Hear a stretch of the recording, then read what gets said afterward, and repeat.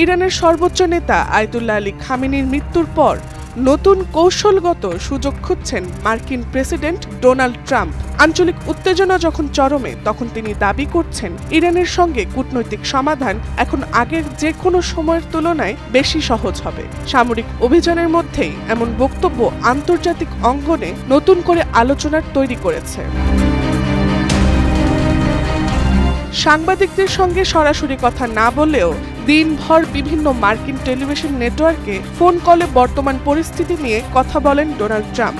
CBS নিউজের Bob কস্তাকে দেওয়া এক সাক্ষাৎকারে তিনি বলেন, মার্কিন সামরিক অভিযান অত্যন্ত সফলভাবে এগোচ্ছে। তার মতে একদিন আগের তুলনায় এখন কূটনৈতিক সমঝোতা অনেক বেশি সহজ, কারণ ইরান প্রচণ্ড চাপের মুখে রয়েছে এবং ব্যাপকভাবে ক্ষতিগ্রস্ত হচ্ছে।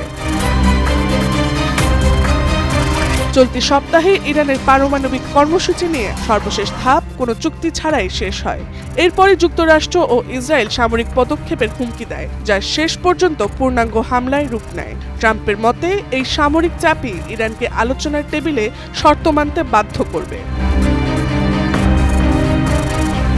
খামেনির মৃত্যুর খবর ট্রাম্প নিজেই নিশ্চিত করেছিলেন, তবে ইরানের সরকারি কর্মকর্তারা এখনো আনুষ্ঠানিকভাবে উত্তরসূরির নাম ঘোষণা করেননি। খামেনির পর কে ইরানের নেতৃত্ব দেবেন এই প্রশ্নে ট্রাম্প সরাসরি কারোর নাম না বললেও ইঙ্গিত দিয়েছেন তার পছন্দের যোগ্য কিছু প্রার্থী রয়েছে, যাদের তিনি ইরানের ক্ষমতায় দেখতে চান।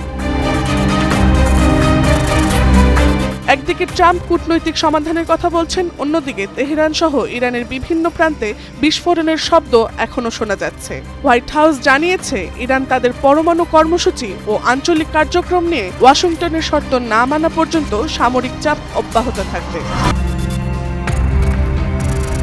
Tasnuva Sanjida, Times today.